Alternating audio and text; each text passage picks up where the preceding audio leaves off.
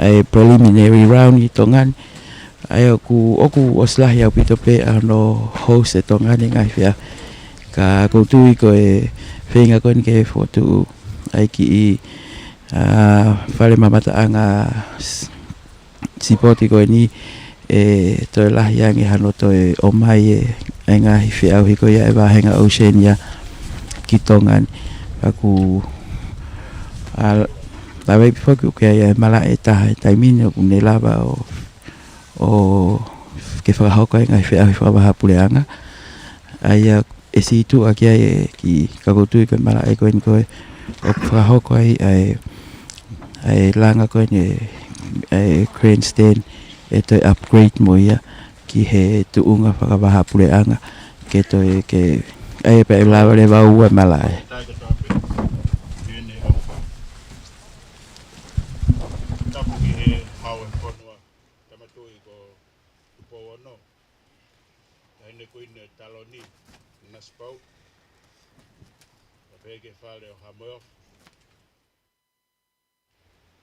Tapuki he polisi klauni boto au kalala hamaf ege hoi ke fonua tapke premia ona po ka mili fa ndista ka neti tabat ge Palestine ko ta soka Tonga Lord Behal Sekretari Seniale ko ta soka loya pa pe ke Tonga komiti tabat ge he pepekau amna kine fai ta pakina ngawe mangonga we koin pegu patapu I he kautahalanga tena whahoko ngawe he toenga komiti pule tape he ki he kau whaafe o mo mea mai he pongpongo ni o atoki ki he tau ngahi kalapu soka o Tongan tau whamalo whawheta tau wau mai ki ha taimi ki tau whailonga ia e makamaire ko eni o hono o tau stadium ngai pe ko yo mo mai o prokalama ko no ku whakahoko taipe ai tau wau ko ia e pongpogini ya ko to ai pe whangamare ko ni I he mei he kauta soka Tonga komiti pule ke whapofonga at pek na tol Palestini taitari fia ki mo tol hono katoa pe o kumbo mea mai I pongpongini ka pe ka tek mo tol o kumbo whanongoa mai I he ope I he amanake whakahoko ai ngā aue koe ni ko tal pe foki kamata mai kataha soka Tonga I he ngahi taulahi au mai no to ngai ta ko ni ki muini mai to afiang e ngawe aki pe mo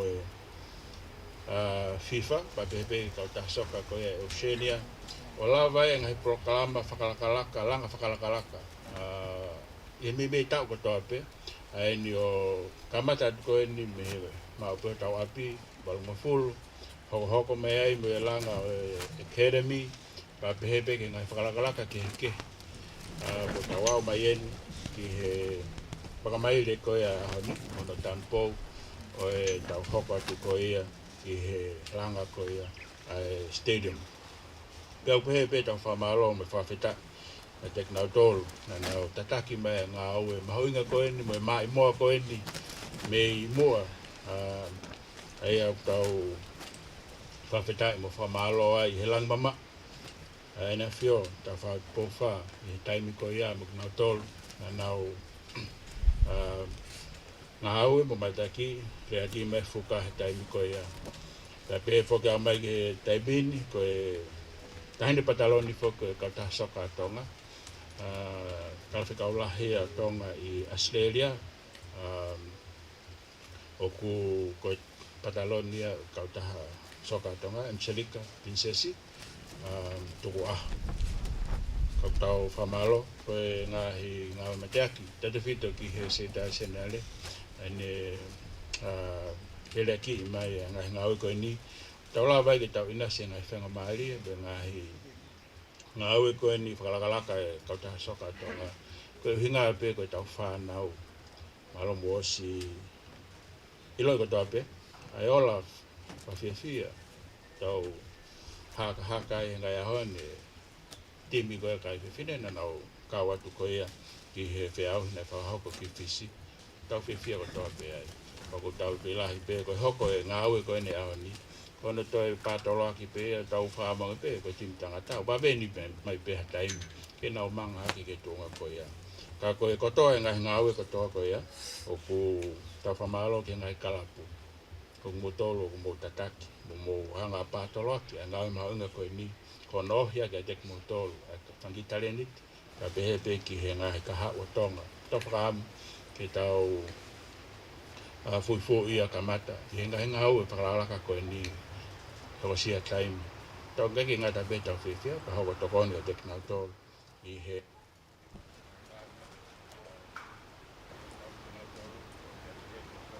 toi hoka te kaha o ka mana klelei te ngai ngā au e o tau kamata koe hana whakaba he aho ni ka hoka te tau programa ko kore mua ki he whaiwhekau ka kuila salapong tēne kātaki mua whahoko e tau ki o koe e pongpong malo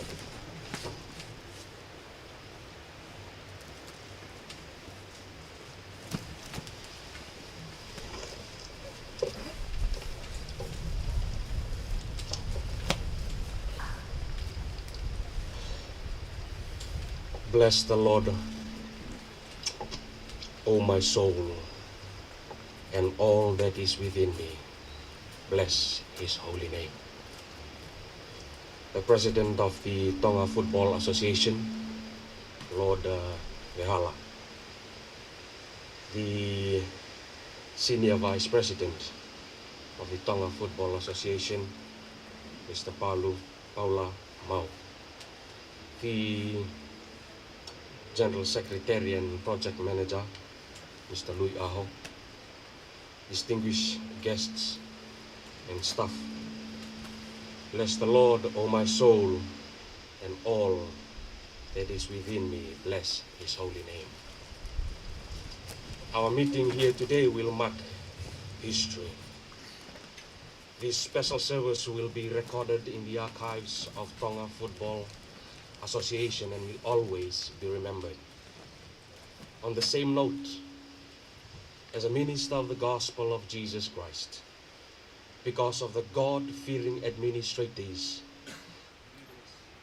project manager, stakeholders, invited guests and staff, this meeting and names of you God-fearing leaders are written in the scroll of remembrance in his presence today in heaven. Malachi chapter 3 verse 16 to 18 confirms this, and I'm reading from the New Living Translation. Then those who feared the Lord spoke with each other, and the Lord listened to what they said. In his presence, a scroll of remembrance was written to record the names of those who feared him and always thought about the honor of his name. Allow me to repeat myself, beloved leaders and stewards of the Lord, who are united here today in this special service. The name of those who fear the Lord and bring honor to his name is recorded in the book of remembrance. And as minister of the gospel this morning, I praise the Lord for stewards who have chosen just right in seeking the presence and the guidance of the Lord this morning as we commence or begin this special service. Continues in Malachi chapter 3 verse 16 to 18. They will be my people, says the Lord of heaven's armies. On the day when I act in judgment, they will be my own special treasure. The president, the senior vice president, the general secretary and project manager, distinguished guests, God-fearing stewards who are united here continues in scripture to say, I will spare them as a father spares an obedient child. Then you will again see the difference between the righteous and the wicked, between those who serve God and those who do not. Blessed be the name of the Lord for you, God-fearing leaders. As we witness and participate in this special service of groundbreaking, let us be reminded of the principle of Christian living. With God being the center, with God being the focus or primary in our journey, all will fall into its right place. Psalms 127, 1-2 confirms this. Unless the Lord builds the house, they labor in vain who build it. Unless the Lord guards the city, the watchman stays awake in vain. It is vain for you to rise up early, to sit up late, to eat the bread of sorrows, for so he gives his beloved sleep. When God is first, when God is primary, when God is being the center of project and organization, unity in supporting building project will fall in its right place and time. Total involvement will be witnessed. Project will be built completely in due time and will stand to last. Project will serve its purpose. Stewards, leaders, administrators, executive members who are united here. In conclusion, in Zechariah 4:6, this is the word of the Lord to Zerubbabel and to leaders who are united here today. Not by might nor by power, but my spirit, says the Lord of hosts. I invite us this morning, let us open our hearts as we turn to the Lord in prayer. Gracious, merciful Father, your majesty, to thy throne of grace we come boldly because of your Son, Jesus Christ. To the God who spoke and things came to existence. That is in heaven above, that is here on earth below. That is visible and that is invisible, of dominion and authorities and of principalities. We come, dear Lord, in committing, dear Lord, the lives of your God-fearing leaders who are united here. We thank you for their commitment. And hence, Lord, with the project of Tonga Football Association Stadium, dear Lord, with this special service of groundbreaking, dear Lord, knowing that you have led in the past. Dear Lord, you have been the center and you have been primary and you have been the focus. And dear Lord, we acknowledge the life of these God-fearing leaders and stewards, dear Lord, distinguished guests who are united here. As we sought you at first this morning, knowing, dear Lord, that the project will stand to last and serve its purpose in accordance to thy will. Lord Almighty, we dedicate and surrender, Father, all its services. Dear Lord, the stakeholders, the project manager, the executive committee, dear Lord, we commit to that throne of grace. Dear Lord, that you may grant them the spirit of discernment and strength, dear Lord, that they may discern in accordance to thy will. In accordance, dear Lord, for the betterment, dear Lord, of your nation in the island kingdom and its young people. Thank you, Lord, for your special blessing and anointing, and your loving arms will continue to hedge your leaders, dear Lord, and your face will continue to be upon them. In Jesus' mighty, glorious name we pray. Amen.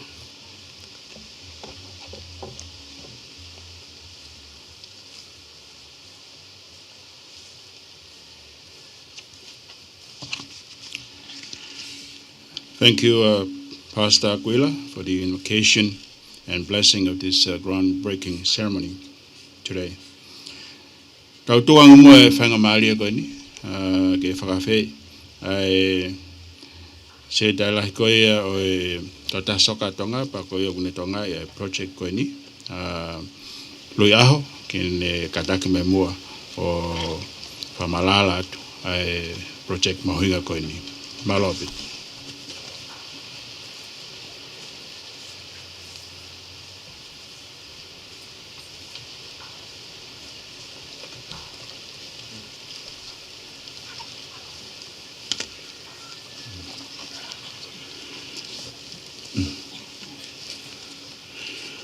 Tulo watu. Pe tu ke uhu whanga atu he lotu le rei, whale le loto. Ku tau whanong kia he pongpongini.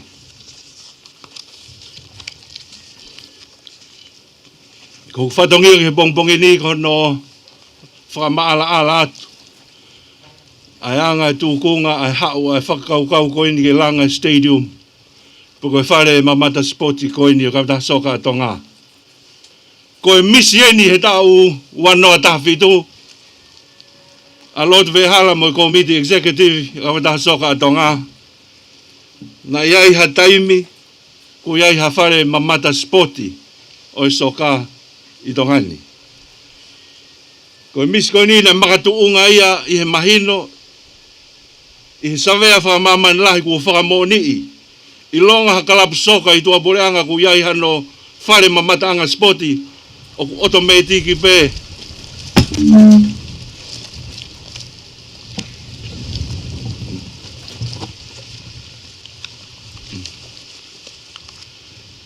O automatiki pe pe whakanatula pe ai manakoa pe a hiki mo tuunga wa inga ki olunga pe ko huinga ina whai ai misi koe ni. Ko misi koe ni na pou ia I he tangata siu. Tangata siu koe ni ko Ronan Hesko. Ka koe tangata whare I whakateknikare ia ai FIFA ki he Pasifiki. Ai ana ngā whakataha mai mo ko Mitsoka atonga. I hono whatu e Polkalama koe ni o stadium. Stadium koe ni na whai hono wakai e ngai kautaha engineer. Kautaha tā mape. Pe ko hai e ala ke nehanga tā e whotunga o e whareni. Pe ka pau e taire e whotunga ko ia. Pe e toki lava lewa. Ke whai haere pau. Ke whai koe ngā weni. I hono whai ngā weni na e tohi mai kia e kautaha lalahi e nima. Pe I hono ave koe ke FIFA e whotunga. O mape koe ni. Mo e whotuutu o anga ngā ue ke whai. Ke lava e langa e stadium koe ni. Na hanga lewa he FIFA o whiri kautaha. Koe ITS. Architecture and Engineering Consultancy. Kautaha koe ni Malakai wakasiwola. Pea kou whiawhia ke uwhakaha I e pongpongini. Ai whiawhia lahi. A kautaha soka atonga. Pea tuke heange pea mo e FIFA. I he maa kautaha koe ni ke na uwhakahoko ngā ue koe ni. I he whakaprofessionale. A ngā ue. Pea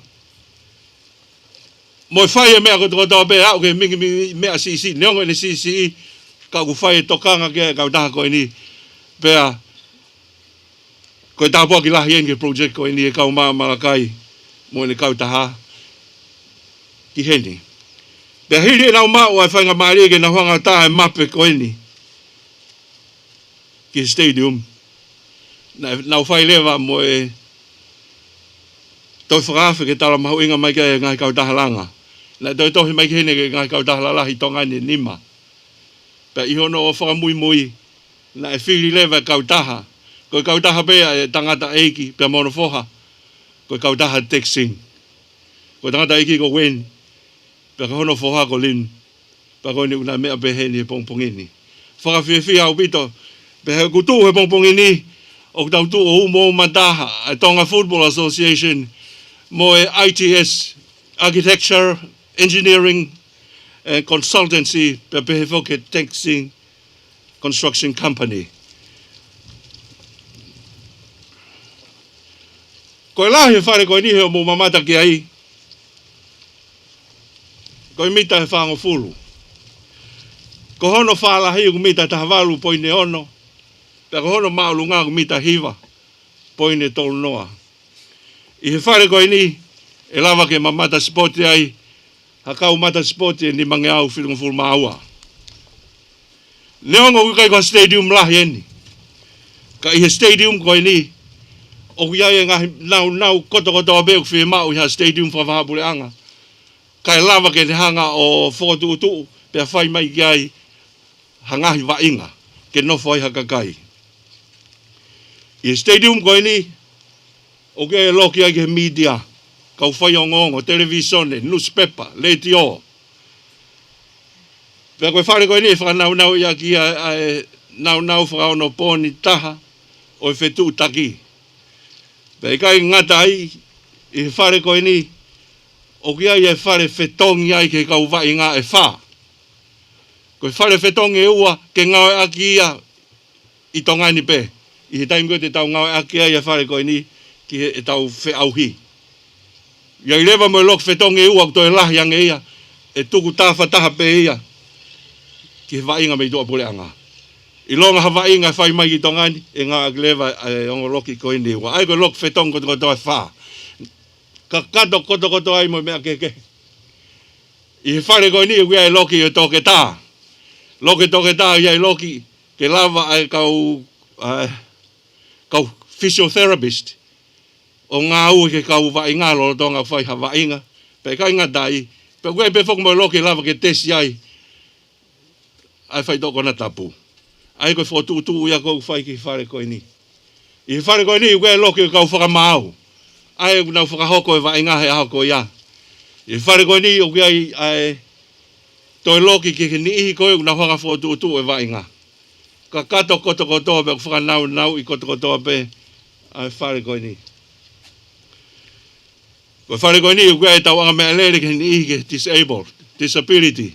Ke ni ihi whakautua kwa ke nau lava o whai e mea u tau anga mahin ki tau tolu ki ai. E iai be nau tau anga mea lere make. E iai be ho nau stepu make. E iai be ho nau nofo anga make i he stadium koe ni.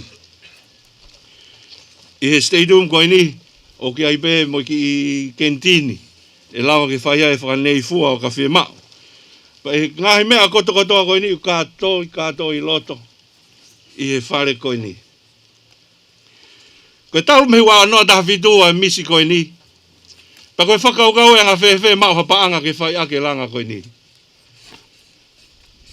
Koe langa koe ni, koe ko halanga na e kore ke whiwhake ni whakapaanga mai pe tuota. Koe stadium koe ni na e langa ia i ha pōpoani. I ha tātānaki, i ha ngahi tau. Ua noa taha whitu, taha walu, taha hiva. Ua noa, ua taha, hau mai ke tauni. Koe toe ngā haulo sirini ngā ue, kau taha soka ato ngā. Na e whakapoto i o tuku ke hele pā. Pa koe ne hau mai ke tauni ko lava ke langa stadium koe ni. Pa koe stadium koe ni ne tuu, whatatau ke tohi taramahu inga, kau taha langa e teksingi. Whiungai o me paanga e 7 miliona, 7 kilo. Ka hono whakakatoa e project. Mo ngahi mea, kehe meidua. O ku nofo e project koe ni he paanga valu, poini ono, miliona. Whaafa langi. O ku toki mahino ke kau taha soka ato ngā, o ku ikai ha paanga ia lahi, ka pau e whakavare. Pe taha koe whunga e, ke whakapoto i, ai ki se niti ku mau. Pa koe whakapoto i ku tau hei neha honi. Ku mau e paanga, ke langa aki, a stadium koe ni. Ko stadium koe ni e iai e ani ihe fie ai. Ko stadium koe ni e iai ni ihe tangi ai he fo e nau timia nau toro. Pa neongo koe hae whakawhotunga e whai me stadium koe ni. Ka koe tokoni lahi eni ki hako tupu e whonua. Ko tokoni lahi eni ki he whanau tupu. Hanau mamata ke stadium. Pe mamata ki he mala e whakatua pureanga. Pea wawanga ai ho nau loto me nau whakaamua e a whenai ha aho. Te wa ingai. I stadium whaafofa koe ni. A whenai ha aho te wa ingai kai tue hifo a matanga me whare sporti koe ni. Io. Koe whare koe ni, koe whare sporti. Ka iene tū ke ka hau e toi hoko pe whare koe ni ke whare kumi huufanga. Ke ngahi whakatamaki whakae natula. Koe taim koe toa pe hoko whakatamaki whakae natula. Pe au kula, hawha. Oku holo mai ka kai o kumi mo ui mai ki loto Tonga. Ke ngahi api koe ni. Koe whare koe ni e maolunga. E lava ke hao ki ai hani ihi. Oku nau whi mau ha toko ni. I hono whakatoa au whamalo atu. Taka eki Palestini ke komit pure. Ngahi kupu whekau aki koto pe. Whamalo atu ke teksing. E nau tari. ke naulanga a stadium ko ni whamalo atu ka malakai mo ne kau ngawe he oskia verenga au fuato mate akiri oa hono whai e whatongia koe ni i kai koe whatongia koe ni koe whatongia mamafa he koe whatongia u tohi he pepa o hange ia koe tohi manatu koe ni utara noa kia i e whai whikau e pongpongi ni pia fia lahi ai e kau taha soka tonga o toi whamalo whafunga e te paiste ni me komit pule mo kau ngā ko toi kau taha soka tonga e lawa ke kei tuuloa mai e tau whikau aki pa koe whakaamu ia koe tanu pou koe e pongpongi ni koe sāwolo ko toi ringi ki he e aluhifo ai maka ko ia mo e sima ko ia ko fio he pongpongi ni ke ringi i he tanu pou koe ni e tui fio ai e ka vei koula e whā o mo ui whakatonga e tau whetauhi aki mo e tau wheofa aki whatawange ke hoko a kātoanga koe ni o pongpongi ni ke whakamahino ki Tonga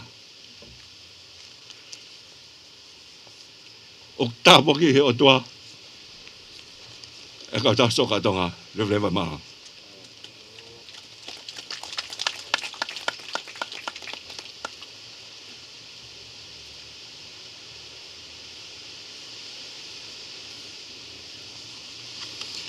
So we thank the General Secretary and the Project Manager for this important project, Lui Aho, for the highlights provided to us.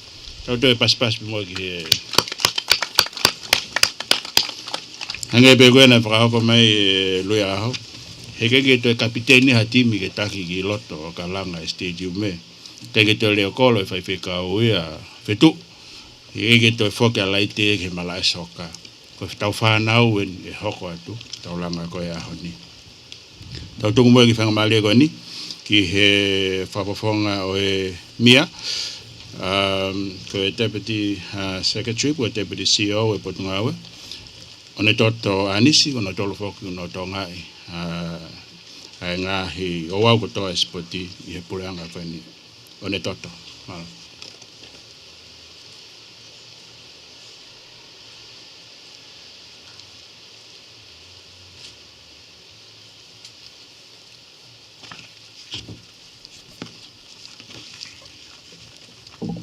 Tap ki he awhia o tua mafi ho tau Rotorotonga. Na tap ki he whawhalanglangi o e kātoanga whahistoria o e hoa koen, ko e Palestine soka, no pere vehala. Ka kōkore ke u whamalu atu pehe ngahi tala whakatapu kakato ko ngāwe atu aki he bongbongini, kai ata momo oku ke u whawhawhonga atu e ek premia, na koe ek minister leo ki he Potungawe ke ngahi ngawe whakalotu whanua, o ku whamalu ai sipoti. Pehe whoki ki he CEO, Dr. Fotfisiahi, pia mo e Potungawe, i he kātoanga, whakawhiawhia, mo e kātoanga mahauinga, o tau kawa i he hoa koen. I he palani whakalakalaka koe a sipoti, whakatau nima, ki hono whakalakalaka i sipoti, o gai ngahi e ria lalahi e tolu, o ku whakatau mua kia e palani koe ni. Ulo aki, koe good governance, ke lawa e ngahi kautaha sipoti o pulei mo whakalele lelei e ngahi sipoti takta. Koe ua, koe kaumai, pia mo e pou, ki nau tolu, ngahi whamiri hono katoa pe o e sipoti ko ia. Participation and performances. Ko hono tolu, ko e sporting facilities. Pe koha ngahi whaianga sipoti, pe koha ngahi facility ke whakahoko ai e sipoti ko ia. Aia ku tau mata mo tanu pou he ahoni, hataha ngahi sporting facility i he otu tongani o ku whailonga ia i he apiko ni ko Valungofulu o tau whamu oni ko toke he ahoni. Koe ahoni ku whailonga iai koe e poki. For ON. Ki he whakalakalaka e o sipoti. It's a new epoch for the sports sector development framework. Oku whakahoko ia I ahon. I kai ngata pe whoki ai, kaka ngahi taumu aola o e uawhe maa tolu noa, whakamaman lahi, o hoko e ngā au e ku whailonga he ahoni, I apsoka, he kautaha soka atonga, koe taha ia o e ngahi taumu aola, pe iloa pe ko Sustainable Development Goals, SDGs. I he wakai ki he ngahi palani ngā aue, ai kautaha sport e atonga, o ku lere wā ofi au pito pe o ku whenāpas, pe moe ngahi taumua ngā aue, o whakahoko, e he sport, I he sektoa o e sipoti I tongani katoa. Pea, I he ahoni, o kulawa whakamoni, pea me palani ngā aue ai, kautaha sport e atonga, o ku nauhanga whakotuu, ke na whenga aue aki, ke lava o whakahoko, ai ngā aue ko ni I ahoni. O whakatatau, ke whakamatala, ko tautok whanong ki aipa me eskeitari, lahi o e kautaha soka. Rural Development Initiatives. O ku hoko whoki ai whakalaka, o ki kai ke whakate whitope I nuku alofa, pe ki neiafu, pe ki ohonua, pe ki pangai, pe mo ngahi kolomua o e ngahi otumotu, ka ku whakahoko he kautaha soka atonga, ha whakalakalaka, ke ngahi tukui kolo, ki uta, ai aku tau whakahoko he ahon. Ko tui koe whiawhia he ku lawa whakalakalaka ke tufaki, o I kai ke nofo pe I he open areas, ka ku toi hoko atu, ki he no whakalakalaka e api ko Valungofulu, I he project lahi, ku tau wakai kia I he hoa koen. Whawhalanglang, ka uma skedari, pa mo ngahi whamiri no katoa pe, kautaha soka atonga, ku tau I he ni hoa koen, o wea e whiawhia lah. Pea mei he pureanga, koe ha tokoni, te mau wala tokoni mea I hono kamata poloseko ni, o ku mateu teu pe potunga aue, ke whakahoko e tokoni koia.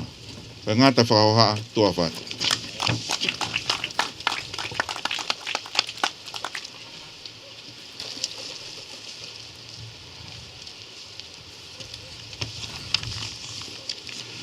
Thank you, Honorato Anisi, the Deputy CEO, representing the Ministry of Internal Affairs, who are in charge of the sporting activities here in Tonga. Saibe Honorato Onna maule koti be ho ki lea whamui o ku maule lei be ke mautoki whaatanga ki hangai tokoni. Tumua whangamarego ni, ke tau wange ki he whawhonga pa me he Tasanok, Vice President, ko hiko Fungabaka. Malobi.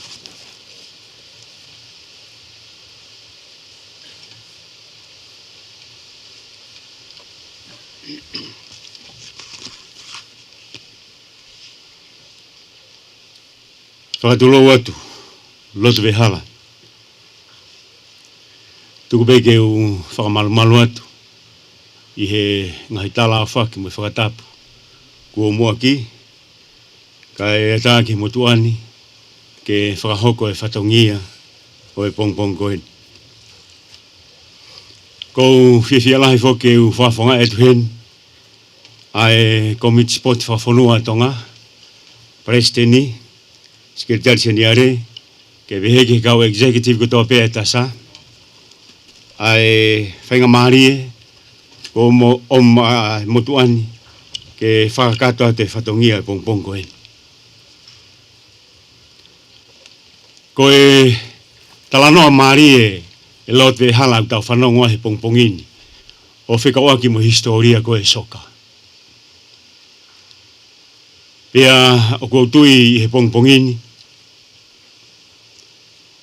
ko e takilerei o ku whai he whitu una,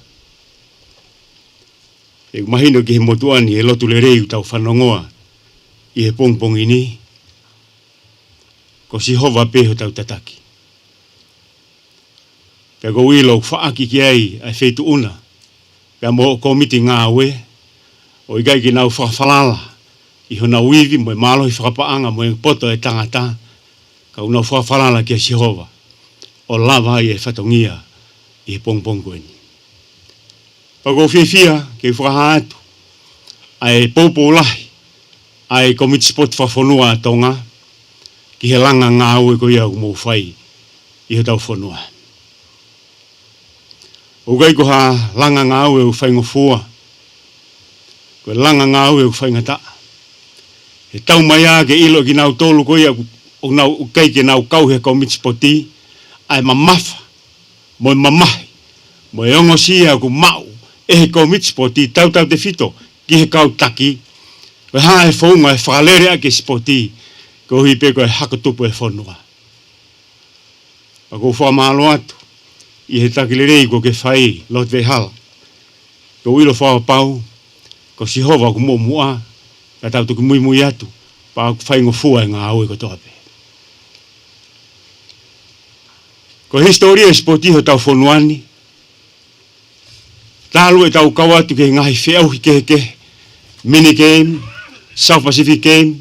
Komuniweri, Olimpiki, o ku tōlalo au pito spoti ho tau whanuani. U mātuunga e meheha.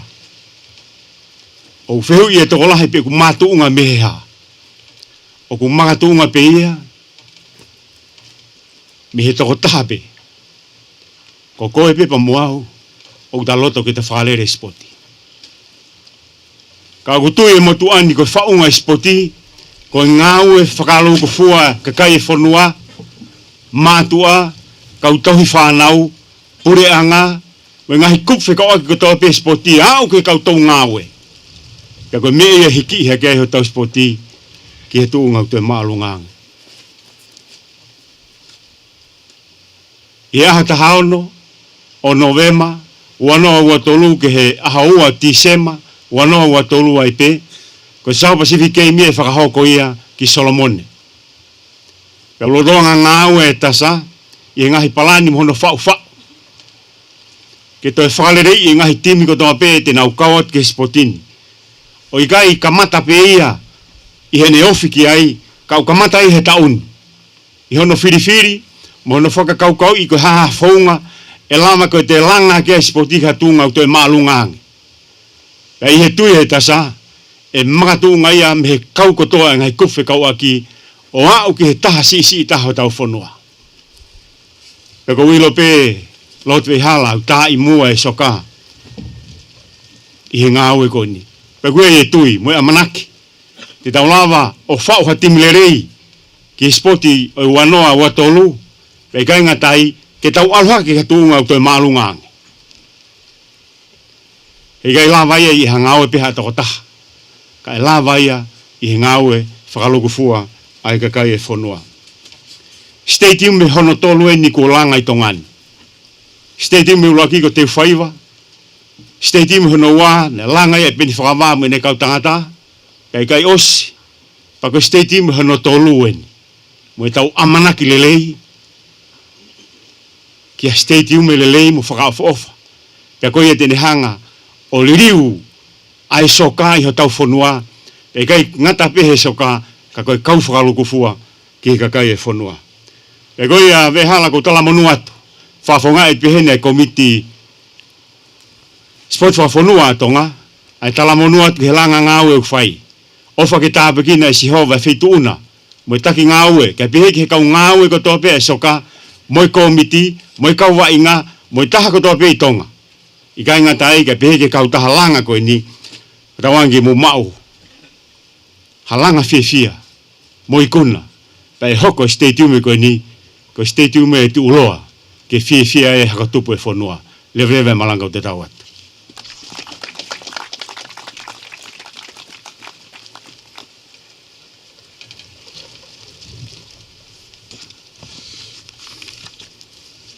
We thank you, Hiko Fungavaka, the Vice President of the Tasanok Whenga ki wāo whia pito, pa mo whetawone aki, mau pēa kau tā soka Tonga, pa pehepe mo e tasanok.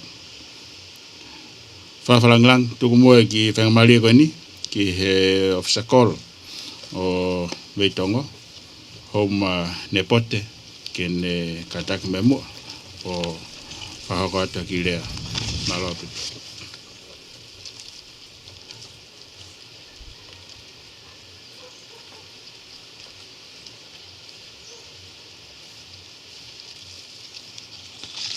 Ko te peke u whakatulo wat, whawhalanglangi, oi aho. Tuku pe mua ke u tala mo ka pui. Ke tala whakatapu, ko muaki, ke he api, ko Valungofulu. Kai tuku pe mua e whainga maari e koini. Ke fuho ku kawa.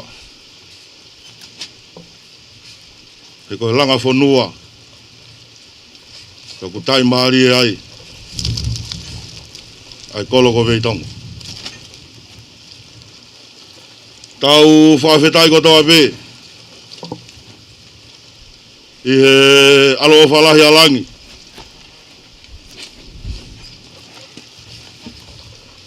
Ai atau tolu ai. Ai bongbongini. Ne ongo ne sopu anatula. Pea ukai ke tukai. Ai langa ngā ue. Ai feito ona. Ia pehe. Ia skei tari seniare. O soka.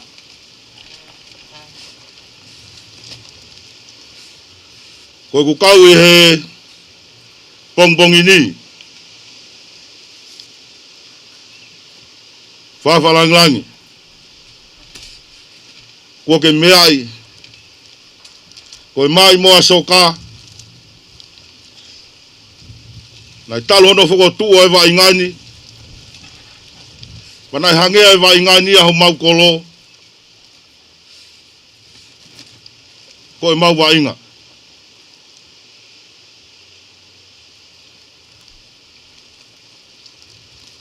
Mga tuunga e tua e bongbongini. Koe ku whakamalo lahi atu. Whawhalanglangi. Pege skei tari se niale soka. I he langa ngā ue. Ko mou whakahoko. O whakanau nā watu. Ai kolo koe ako Veitongo. O kou tui koe monu. Ka moe tāpu hake oi aho. Ka moe langa ngā ue whai Valungofulu. O tai maari e ai. Ai kolo koe ni ko Veitongo. Whawhalanglangi. Talo no whako tua e soka. I he laa kua unga whanua.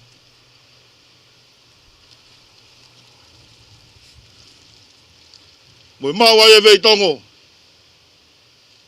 Ai fuafua whi au i soka. E aho ko ia.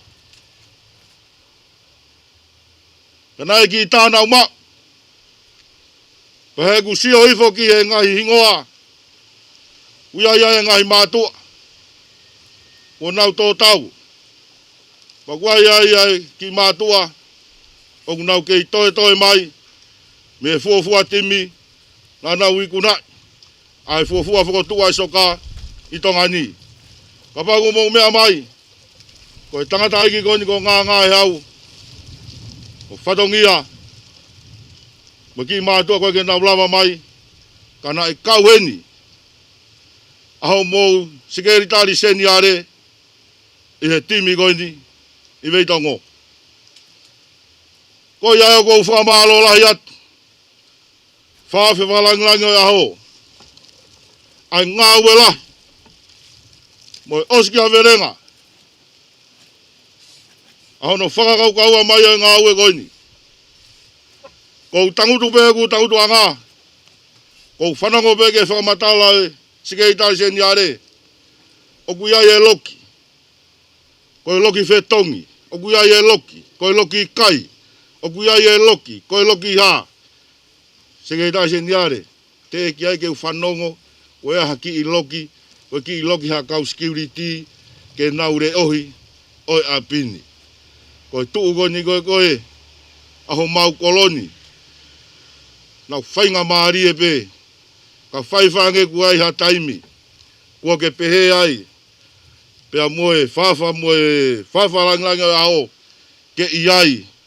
Ha kau security. Ke naure ohi ki he malu. Moe hao. Whainga maari e pe. Wai pe ki tonga mātua he. E whainga maari e ke nau mai o tokoni atu. Ki e Veitongo. Ka moe langa ngā ue. Kua mou whahoko. Tala monu atu. Rod Vehala. Peheke sikei tai sen yare. Kau taha soka. Tangatai whanua. Pefinei whanua. Ko mou mea mai. O tau alolo. E api ko Valungofulu. Mo te waki o ngāwe ku tau whai koini. Whakatau ange. Ke o tua mafi. Kene whakapulupulu aki mau tolu. Ene keresi. Se o mou fua whatongia. O tai maari e ai. Ai whanau atu pou pa mohu eiki. Lewa i malanga. Kato tau atu.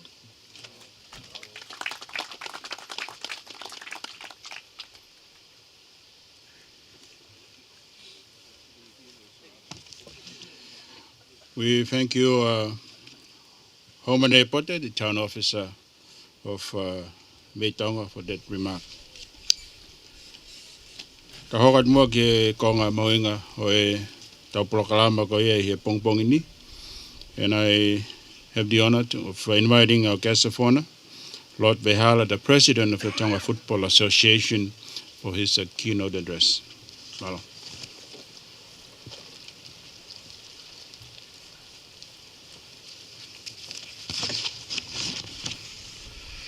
Ko kore ke hufanga he ngai whatapo tau pe ko sa nā whaki mai me muani. Ka ata te au ke whai e rea aho koe ni ko hi. Koe whatongia ko mo omi ke whai whatongia ki koe Palestini ka taha soka a Tonga i whatongia bongbongi ni. Tau whamalo ki ho tau eiki, koe ne whakakolo a ki moutolo e aho koe ni. Tau au sia mai aho ni. A kau taha soka a Tonga, kau mai kau taha ITSA, ko taxi ka vefo ki o ne toto anis me he preanga ka vefo ki hiko funga waka me tasa o ma e sakolo mo ka inga Veitongo pa vefo ki ngai kalapu o tau heni pa vefo ki ke rak fatonge ki lo Tonga mo ka upai o nia o ka taha o he soka me ania fi ke ahoni ko e va historia ni ke ka taha soka ko hi ko ania fi na kamata mi pangaila. Ko hi he koe soka ia koe tahe ngahi mai moa he kuanga no wha na e whinangalo kia. Nā kulawe i lere e whatongia koe ni. He nā ku whawhawhe ao mai i he tama i he tahiwa Valungofulu tupu ki pangai. Taimi koe ke mea ai a lot maafu he whatongia pe au lere mai mi apsaotia koe whawhawhe ao ke tama. Pe au lawe lere a fio e tama i pangai, pe ke alolo senf, pe mo arepini, ko ki nau tolu pe mo e kaupopo ke soka, me ngai whanua koe ni ke epe nau ngai kalapu, me nau toka, ko Veitongo, ko ngere ia, mo e whainga me kolo motua, nei me kau soka me maufanga. Ka ko ngai kolo koe ni ke i kau he ko mit soka a Tonga, ko ki nau tolu e kuwoloa a Veitongo, ma nau toka. Mo te whokmaangere ia ki muini. Pa befo ki ngahi kolo ko nau kau mai ki kau taha soka a Tonga i Tonga tapu. O mo hen he ahoni ko na whawhawhonga i ki mo tolu. O tau whiawhia tau au sia mai me aho koe ni. I he la no whaana e mō ko iai ane awhi ki he wainga koe ni. Pa neongo koe tu i bebe mo e ongo hawhekasi koe ni, mo ki mo tolu na i ai. Ka koe ne mo koe ke whinangalo koe ni, a whio e tu i pangai he aho toko naki ko toko tope. Me hoko e taha, ke he vi he whakamau, pe ko hai whakamau I malai, o se e wa inga beto kriwa ke hae re ki vi palasi. Ia o ko ia, ko I ahe ne whaia soka ai. Pe he taimi na maulele mai ai mo paula mau, whataha mai mo lui mo whetuu, ke kautaha soka atonga he tahi waiwa whaa o langa mai, nai whae whakakaukau, ke whakahua e kautaha soka atonga, ki he kautaha soka mamani. Pe nei pau ai ke mau whakaha ke ne awhio he kuanga no whaa, ai langa koni whai koni. Pe me ai, o whai mai e whatongia koni. Me ai, nei whai e kore ai, ai ke komitsoka ke ne awhio e la aha no whaa, teimne ke se Italia ia ofa. Tuene toa, tahi vai wha ki hono kore, ha wheitu ke whai kia soka. Pena haere mai tā maa ki hino mō koi, o tuhu e ni e ka Valungofulu koi ni.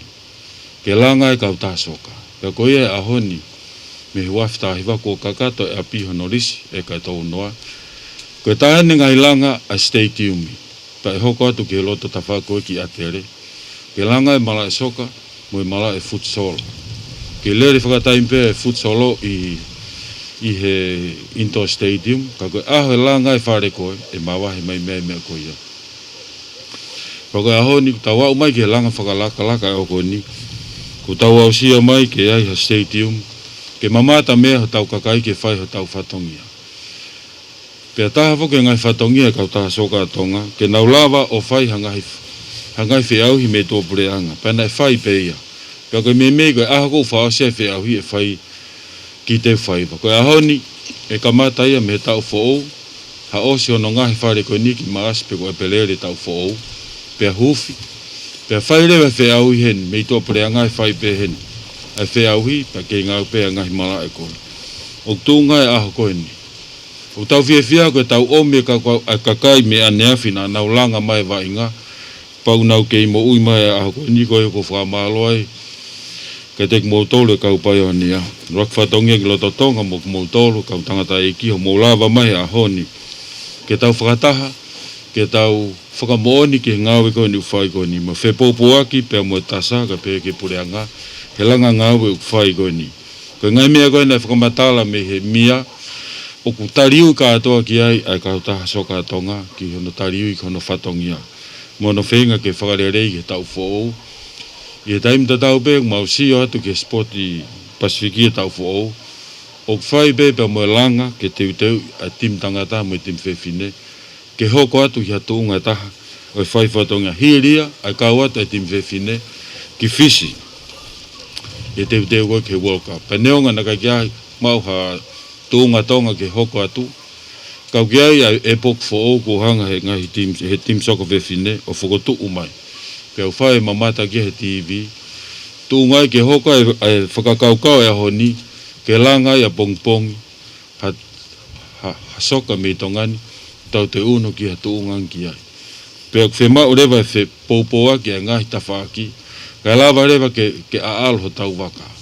Koe waka koe niu koe ke whaipe e au mo se itari matou. Tau whema o ko toko ki tau tolu, ke tau ngau e whaitaha. Koe toko taha ko tau pe ukau mai ki he kau tahani, pa me toko me pureanga umai tasanok, pe he ke he kolo, o whaamu ke tau ala whakataha ke whohe, o aalo whakataha, kai une waka ki mua. Whatauange, ngau e uwhai koni, tau tuku e tau whalala ke otua, ke ne tataki. Ai ngau e koni ko hi ke tau hanga atu ke peleri, pe ko me tau who'o, ko hufia ho tau whale soka, hufia ai stadiumi, pe hoka te ngau e, he ke lahe pe whatongia e soka, koe ke ngata Veitongani, ko eua, ko haapai, pa pe whoke sio ki wawau, monu whakalahi o tau api. Wa mālo te pongpongini, he ngahi lea maaria e aho koe ni, koe whakakoloa. Me kamataanga o e tau whawhila ko whai he Tongan Palestini, Paula Mau, kai maa lotu maaria ko whai he whai whekau, kai pe whoke se itari, maa anis, kai pe whoka hiko, pe maa e whakolo, I he pongpong koe ni. Whatawange tau mau aho lerei, mo aho whiawhia. Mālo.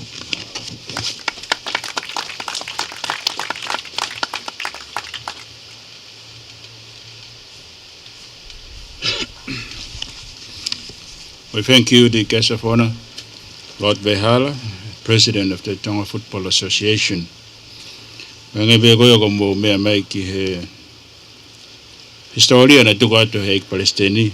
Ka ta soka Tonga. Ta koe moni be ofisa kolo ia koe timi hao pe a Veitongo ia. E ngā no sino ya kapulu ka na ubai soka. Koe sino totone security. Sa bege to ki sio ke se tai lahi.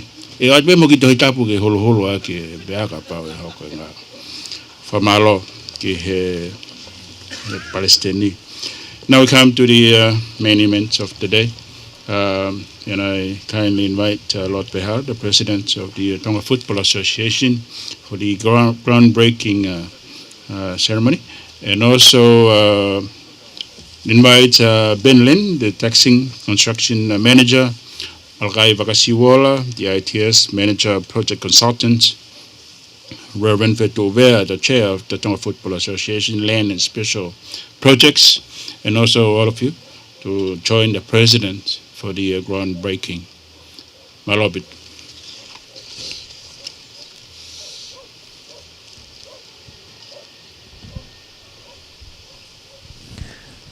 Koe hoka te programa he taimini. Koe tanupo. Koe langa koe ni oku tauhanga ki ai ki whahoko. Mea te Palestini, no pere vehala. Koe uraki Shavolo ia. Si ai pe mo i kau ngau e koe ni ai kau taha texting ke whakakakato e pe ai whatongia koe he taimini.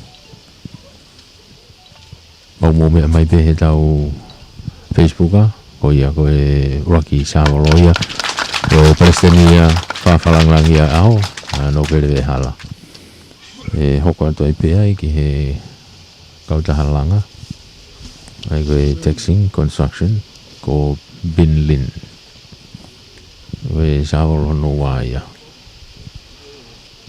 hoko ato pe ai ITS Malakai Vakasiwola koe te whoki ki whetu wea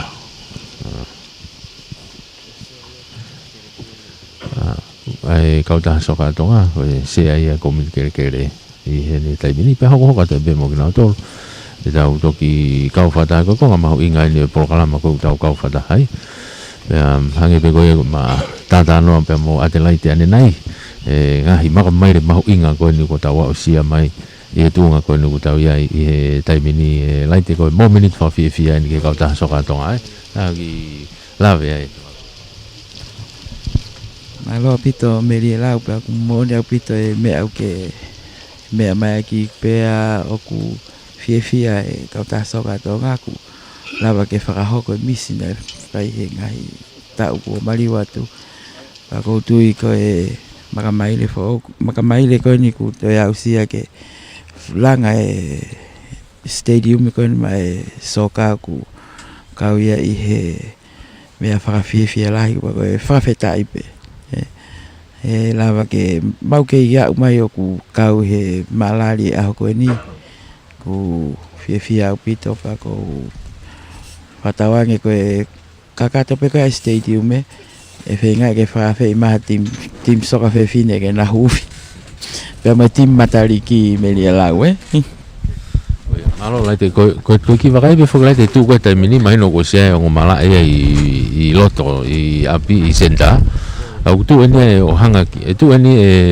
hanga ne tu ko ni pe mo hoko tu ko ia ngau e mala elahi to e fra hoko pe mo ia ni o ia ko tu foko ni melia lau au tau hanga tau tol ki vai ni ki Veitongo o ia ka ko ai ku si tu ai ke mala e fika uraki tau pe ko mala fa va pule anga ia ko si nai fai make ngawe ai to fralele ile foi mala ia ko ni to tatau pe mo mala ko e ko ia na ke me ai pe na e fa mata la na me ai Palestini ko foi ko nga ko ni ko kakato elise e ka to no o ku ia ke fai langa ko mala ko soka loto fare aku ingo ilo ya ko futsal pa ku ko ia ka ko anga ia tu ia si tu aki atel we ki hifo ka ku anga ia ki ke ia unga fo tawanga mahin pe pa ke si tu aki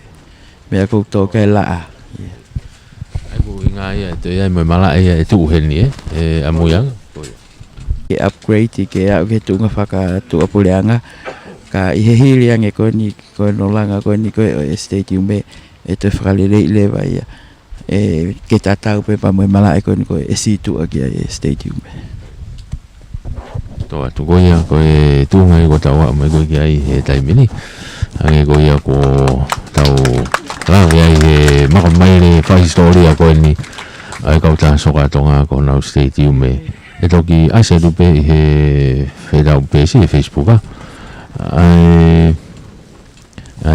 tunga ko ia ki ai programa ko ni te tau kau whata hatu ai he hoani okay hau pa ai ko kumi aku pe ko ai ako ia ko tu ia tai mini pa ko tai mini e pe ki tau nga e fa fi a pe ki fa nga ai aho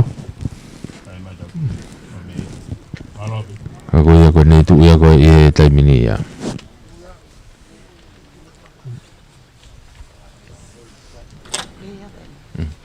como que fi play ko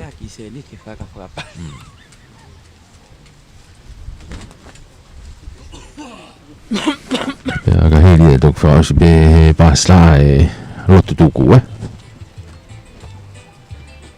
e tu ka ke be o me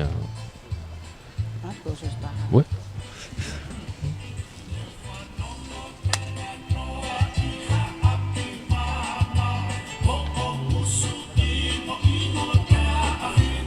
ouais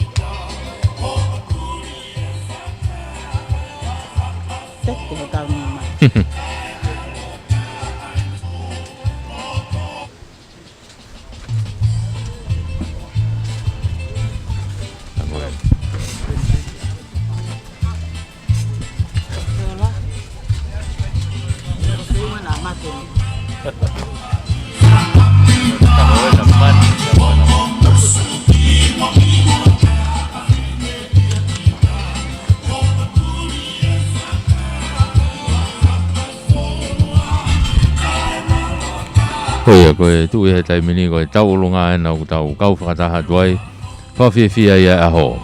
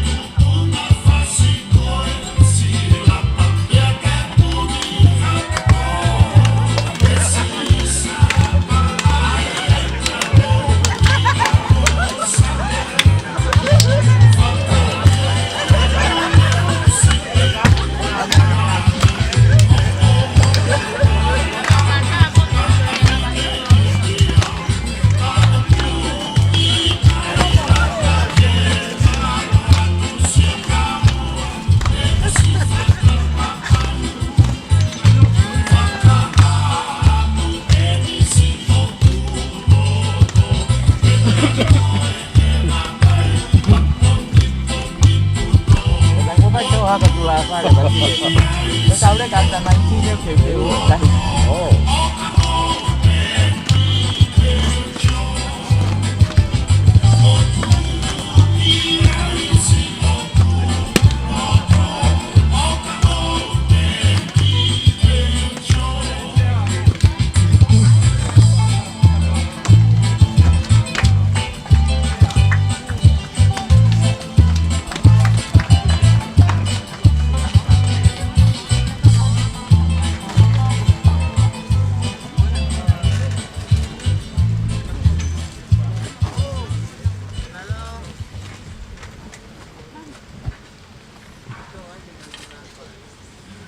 malo Malo atu ki he ATS, whameite koe oe aho.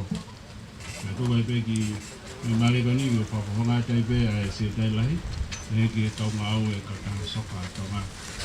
Malo lo to hou, uti mo lalo moina, uti mo tōi.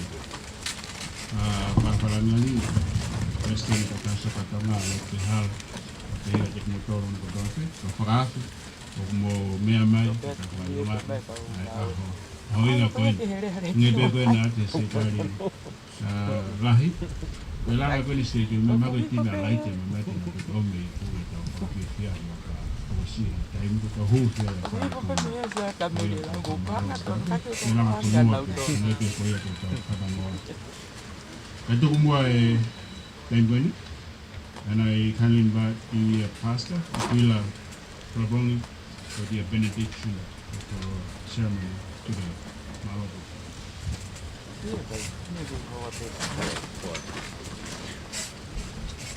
I kindly invite you one and all.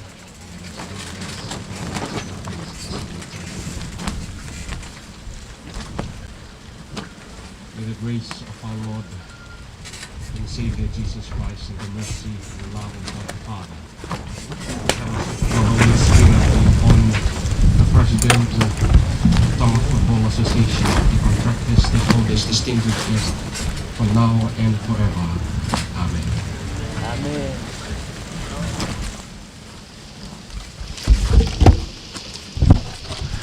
Hei koe kakato ia o e polokalama o tau kau whakataha tuai I he hawani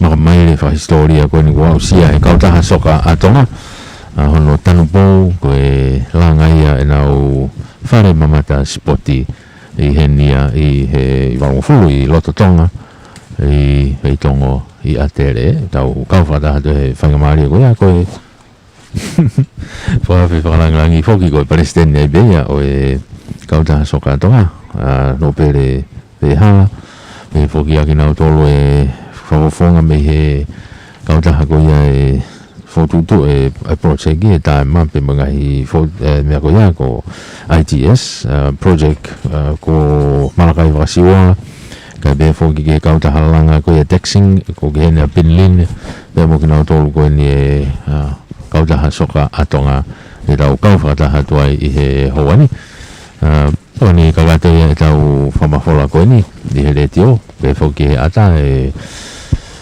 lea moe ata whamolo hinki a laite ko ki ke kau whakataha mai tau polokalama I he hawani tau whakataha ke he tungi ke he Vigilani House e tau tuanga polokalama e hoa hawani mumea